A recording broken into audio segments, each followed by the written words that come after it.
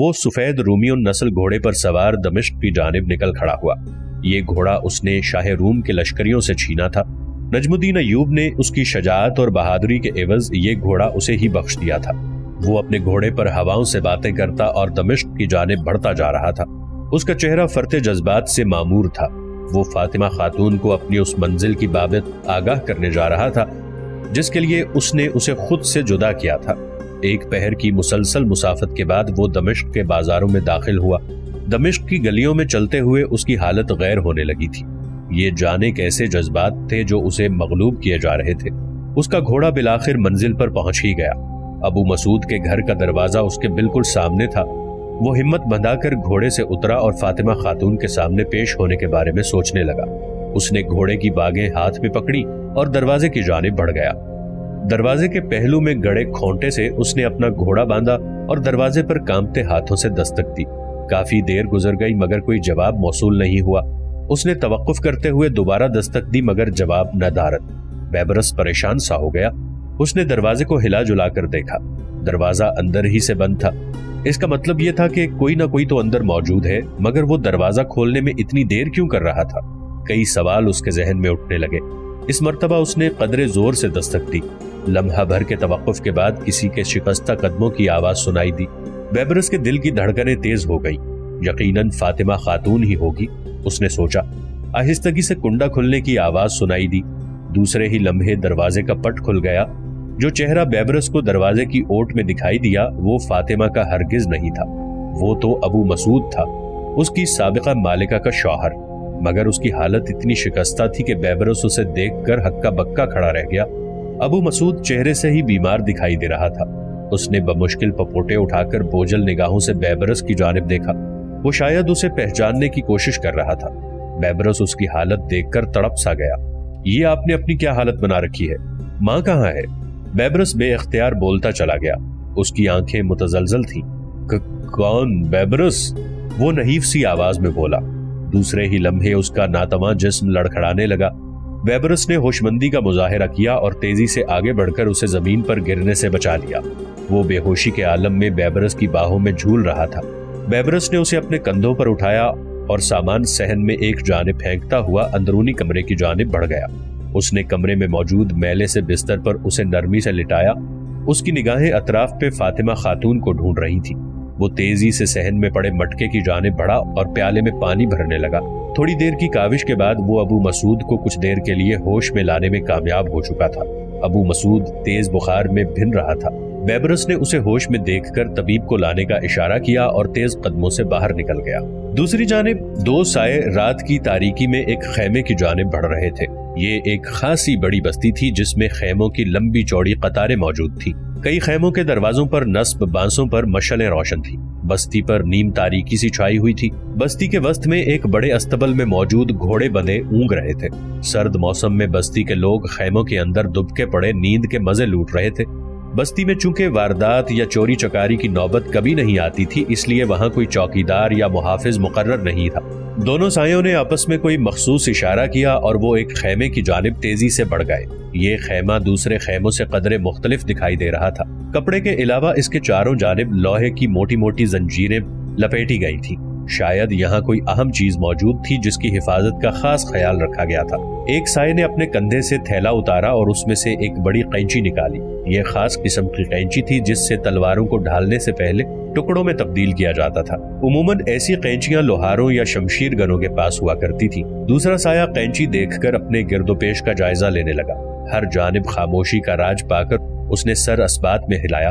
پہلے سائے نے تیزی سے قینچی زنجیر پر رکھی اور اس کے اوپر موٹا سا کپڑا لپیٹ دیا اور زور لگانے لگا۔ وہ بے حد محتاط دکھائی دے رہا تھا۔ کھٹاک کی مدھم سی آواز آئی اور زنجیر کٹ کر دو ٹکڑے ہو گئی۔ آواز بے حد دھیمی تھی۔ یہ اس کی مہارت کا کمال تھا کہ اس نے قینچی سے لوہا کاٹا اور آواز کو دبا ڈالا۔ خبردار رہنا، کوئی آواز سنو تو مجھے گھٹنا لگا دینا۔ پہلے سائے کی دھیمی آواز ابھری۔ ہاں تم اپنا کام تیزی سے مکمل کرو، مجھے سب اندازہ ہے۔ دوسرے نے ناگواری سے جواب دیا۔ چند ہی ساعتوں میں اس نے بھاری بھرکم زنجیروں کا جال کاٹ کر رکھ دیا۔ اب وہ دونوں محتاط انداز سے زنجیروں کو اطراف میں کھسکا رہے تھے کہ کسی قسم کا شور پیدا نہ ہو۔ اس کام سے فراغت کے بعد ایک سائے نے خیمے کے اندر جھانکا۔ وہاں مکمل اندھیرا تھا۔ اس نے ہاتھوں سے ٹو لگائی उसे वहां लकड़ी के ताबूत जैसी कोई चीज महसूस हुई। उसने उसके चारों जानिब छुआ। वो खैमे की जमीन के बराबर का बड़ा डब्बा था जिसमें एक जानिब से खला था। उसने झुककर खला में झांका। उसे कुछ सुझाई नहीं दिया। उसने अपने साथी से इस बाबत बात की तो वो कोई जवाब नहीं दे पाया। तुमने पूरी छानबीन तो कर ली थी कि यही खैमा है? पहले साये ने मुड़कर उससे पूछा। ये पूछने का भला कोई वक्त है? चलो जल्दी करो, वो यकीनन इसी ताबूत के अंदर होगा, इसे जल्दी से बाहर निकालो। दूसरा साया चिढ़कर बोला, तुम बाहर का ख्याल रखना, मैं जरा अच्छी तरह अंदर देख लूं। पहले साये ने तहम्मुल से जवाब दिया और वो ताबूत के अंदर रेंगता हुआ दाखिल हो गया। ताबूत के फर्श पर सेलनजदा कालीन मौजूद था जिससे नागवार बू उठ रही थी। उसने बुरा सा मुंह बनाते हुए अपना नाक सुकोड़ा।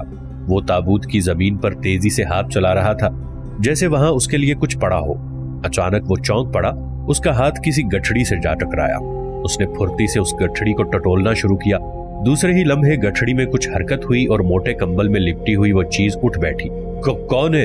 एक कांपती हुई तेज आवाज फजा में गूंजी। तुम मुसलमान हो ना?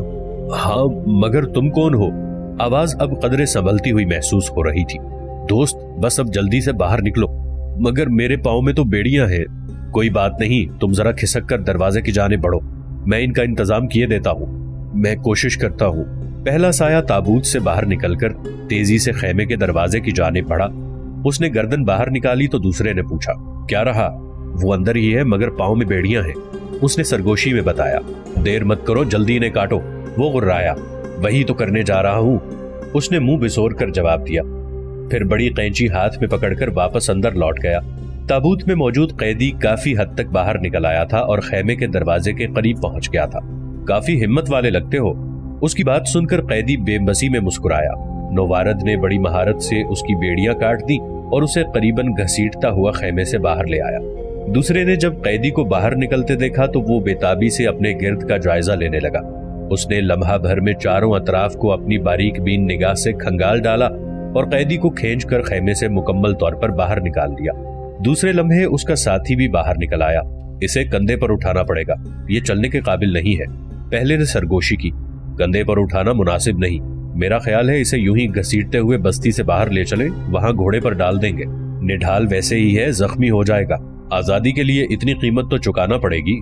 दूसरे ने कंधे उचकाए। तुम दोनों फजूल बहस में मत पड़ो, मैं घिसट कर भी चलने को तैयार हूँ, कैदी ने नहीफ लहजे में कहा। चलो, मजीद देर करना खतरे का बायस होगा।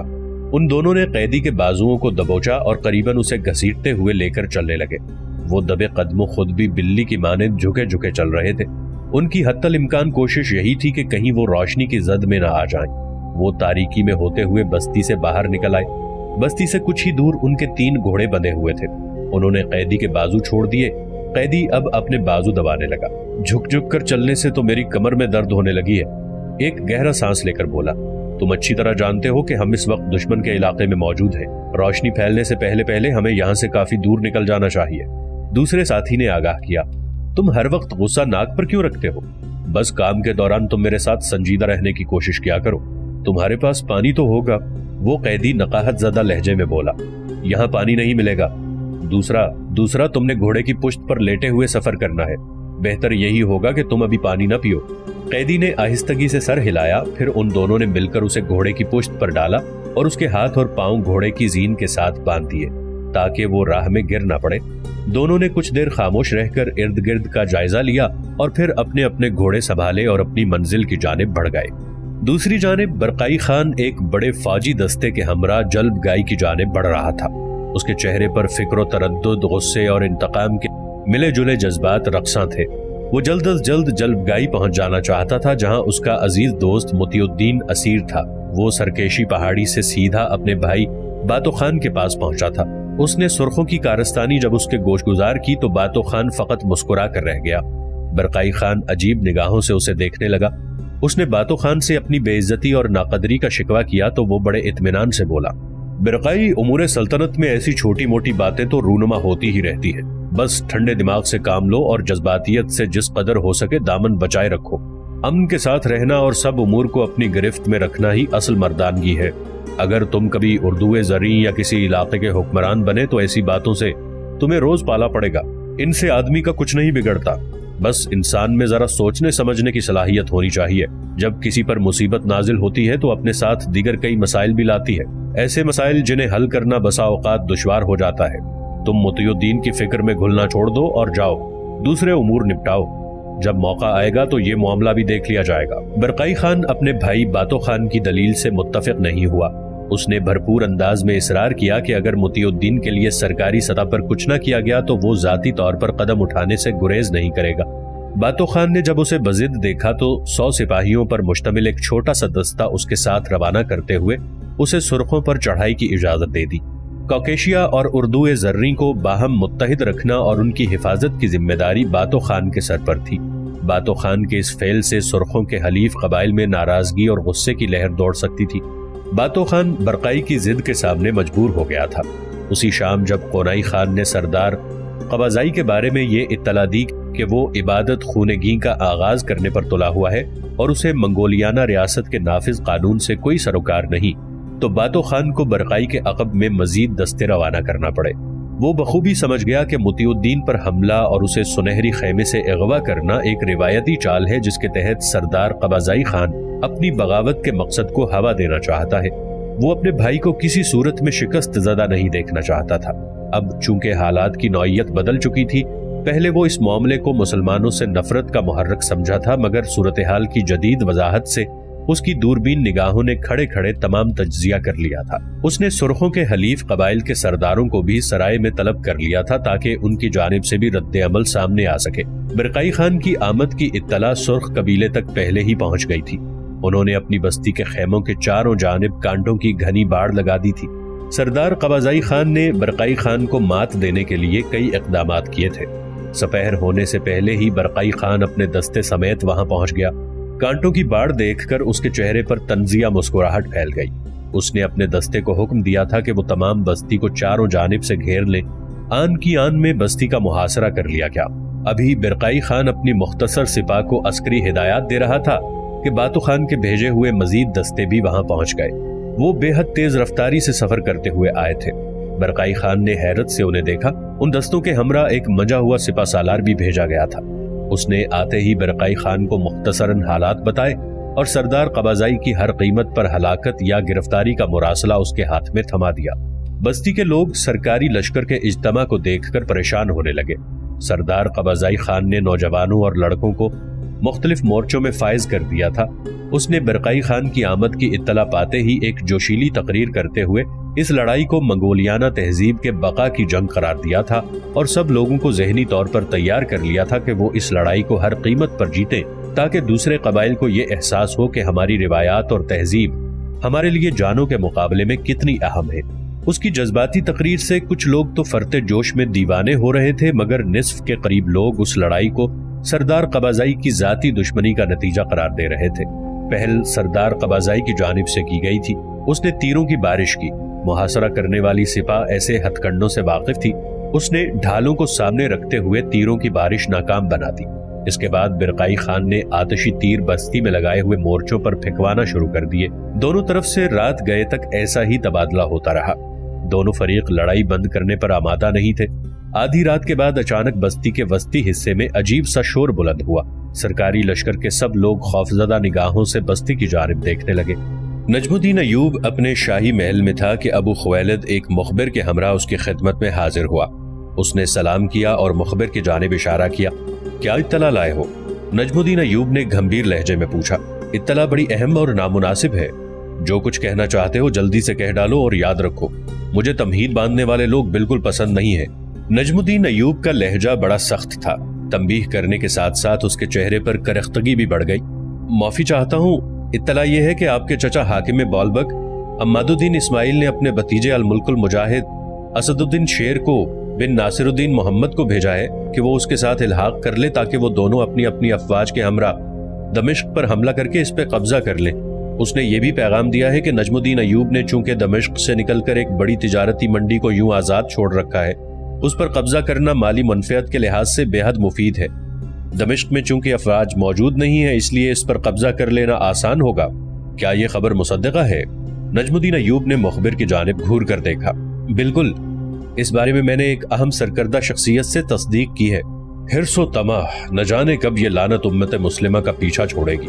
اپنے پاس جو بھی کچھ ہے، ناشکرے لوگ اس پر صبر و قناعت نہیں کرتے۔ یہ حریص و طمع دوسروں کے مال و اقتدار چھیننے کے فکر میں کب تک مبتلا رہیں گے؟ اللہ ہی بس ہدایت دینے والا ہے۔ نجم الدین ایوب کو چچا کی اس حرکت پر گہرا صدمہ پہنچا تھا۔ اس نے صلاح الدین ایوبی کے بعد سب لوگوں کو آپس میں برسر پیکار دیکھا تھا۔ جس کا داؤ چلتا تھا وہی ہاتھ صاف کر لیتا۔ یہ دوسرا موقع تھا کہ بلاد شرقیہ اس سے چھیننے کی کوشش کی جا رہی تھی۔ اس نے اپنی افواج کو فوری تیاری کا حکم دے دیا۔ اس نے اپنے مخبر کو سختی سے تنبیہ کی کہ وہ ان کی روانگی اور راستے کی مکمل معلومات فراہم کرتا رہے۔ مخبر نے اپنے فرض میں کوئی کوتاہی نہ برتنے کا وعدہ کیا اور وہاں سے رخصت ہو گیا۔ ابو خویلد نے نجم الدین ایوب کی حوصلہ افزائی کی کوشش کی تو اسے بھی سخت جھاڑ کا سامنا ہوا۔ نجم الدین ایوب اس غیر متوقع اطلاع پر بے حد مغموم اور رنجیدہ دکھائی دے رہا تھا۔ ابو خویلد اس کا بگڑا مزاج دیکھ کر خاموشی سے باہر نکل گیا۔ ادھر 4 گھنٹے کی مسلسل آرام دہ نیند کے بعد ابو مسعود کی آنکھیں کھلی تو بیبرس نے شکر کا کلمہ ادا کیا۔ بیبرس فوری طور پر طبیب کو ساتھ لے آیا تھا جس کے باعث اس کی جان بچ گئی تھی، ورنہ طبیب نے ابو مسعود کی اتنی خستہ حالت دیکھ کر مایوسی کا اظہار کیا تھا۔ طبیب اتنی لاپرواہی اور دیر پر بھی برہم ہوا تھا۔ اس کے جانے کے بعد بیبرس نے ابو مسعود کا منہ دھلوایا اور اس کے کپڑے تبدیل کیے۔ طبیب کے دیے ہوئے معجون کو اس کی ہدایت کے مطابق وقفے وقفے سے اس کے حلق میں اتارتا رہا۔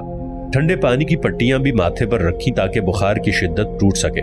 یہ بیبرس کی محنت و لگن کا ثمر تھا کہ ابو مسعود ہوش میں آ گیا تھا۔ ابو مسعود نے بیبرس کی جانب مترحم نگاہوں سے دیکھا۔ وہ شاید کچھ کہنا چاہتا تھا مگر بیبرس نے اسے منع کر دیا۔ اسی اثنا میں مغرب کی اذان کی صدا بلند ہوئی۔ بیبرس نے اسے نماز کے بارے میں بتا کر جامع مسجد کی راہ لی۔ ابو مسعود بستر پر پڑے اپنی بیچاری پر آنسو بہاتا رہا۔ بیبرس نماز سے فارغ ہو کر سیدھا طبیب کے پاس چلا آیا۔ اسے تازہ صورتحال سے آگاہ کیا۔ اس نے کچھ اور ادویہ اسے بنا کر دیں کہ اب ان کا استعمال کیا جائے۔ بیبرس کھانے پینے کا کچھ سامان لے کر ابو مسعود کے گھر چلا گیا۔ ابو مسعود ایک بار پھر نیند کی آغوش میں پہنچ چکا تھا۔ بیبرس نے اس کی نبض ٹٹولی اور اطمینان کرنے کے بعد دوسرے کاموں میں مشغول ہو گیا۔ تھوڑی دیر بعد ابو مسعود کی کرا اس کے کان میں پڑی تو وہ تیزی سے اس کے پاس چلا آیا۔ ابو مسعود نے اسے اپنا جسم ٹوٹتا ہوا محسوس ہونے کے بارے میں بتایا تو اسے نرمی سے دبانے لگا۔ اسے کچھ سکون ملا تو اس نے ہاتھ کے اشارے سے بیبرس کو روک دیا۔ بیبرس نے کھانا نکال کر اسے کھلایا اور خود بھی کھایا۔ بعد میں اسے دوا دی۔ ابو مسعود کچھ دیر میں دوبارہ نیند کی وادیوں میں اتر گیا۔ بیبرس نے اسی کمرے میں زمین پر اپنا بستر لگایا۔ عشاء کی نماز کی ادائیگی کے بعد وہ پرسکون ہو کر بستر پر لیٹ گیا تھا۔ بظاہر اس کا چہرہ پرسکون تھا مگر دل و دماغ میں سوالات کا جمع غفیر تھا۔ وہ بار بار فاطمہ خاتون کے متعلق سوچ رہا تھا کہ وہ کہاں چلی گئی ہے۔ کہیں ایسا تو نہیں کہ وہ اب زندہ ہی نہ ہو۔ وہ اپنے خیالوں کو مثبت انداز میں مرتب کرنے کی کوشش کرتا مگر چند ساعتوں میں وسوسے دوبارہ سر اٹھانے لگتے۔ اسی کشمکش میں جانے کب اس کی آنکھ لگ گئی۔ صبح فجر کے وقت خود بخود اس کی آنکھ کھل گئی۔ اس کی آنکھیں کھلی کی کھلی رہ گئیں جب اس کی نگاہ ابو مسعود پر پڑی۔ وہ شاید اس سے پہلے بیدار ہوا تھا۔ وہ اپنے بستر سے نکلا اور غسل کیا۔ وہ اب ایک بڑے کپڑے سے اپنا بدن خشک کر رہا تھا۔ اس کے چہرے پر بشاشت پھیلی ہوئی تھی۔ وہ رات کو جیسا نڈھال اور پژمردہ دکھائی دے رہا تھا اب ڈھونڈے سے بھی ایسے آثار نہیں مل رہے تھے۔ طبیب کی دوا نے اپنا جادو کر دکھایا تھا۔ اس نے بیبرس کی جانب دیکھا تو محض مسکرا کر رہ گیا۔ دونوں نے جامع مسجد دمشق میں نماز ادا کی۔ اس کے بعد وہ دونوں دمشق کی گلیوں میں ٹہلتے ہوئے دریا کی جانب جا نکلے۔ میں جانتا ہوں تم کل سے کیا جاننا چاہ رہے ہو، ابو مسعود سنجیدگی سے بولا۔ پھر کچھ دیر توقف کے بعد اس نے خود ہی اپنی بات آگے بڑھائی۔ تم یقیناً فاطمہ کے بارے میں جاننا چاہتے ہو، لیکن میں تمہیں کوئی اچھی خبر نہیں دے سکوں گا۔ 2 ماہ پہلے وہ بھی اسی طرح بخار میں مبتلا ہو کر چل بسی۔ میں ان دنوں دمشق میں نہیں تھا۔ واپسی پر معلوم ہوا کہ وہ مجھے ہمیشہ کے لیے داغ مفارقت دے گئی ہے۔ ابو مسعود کی آنکھوں میں آنسو چھلکنے لگے۔ بیبرس اس کے الفاظ سن کر سکتے میں چلا گیا تھا۔ وہ صدمے سے نڈال ہو کر وہیں زمین پر بیٹھ گیا۔ ابو مسعود نے اس کے کندھے پر دباؤ ڈالتے ہوئے کہا، میں جانتا ہوں تم اس سے بے حد محبت کرتے ہو، حالانکہ تم ہمارے کچھ بھی نہیں لگتے۔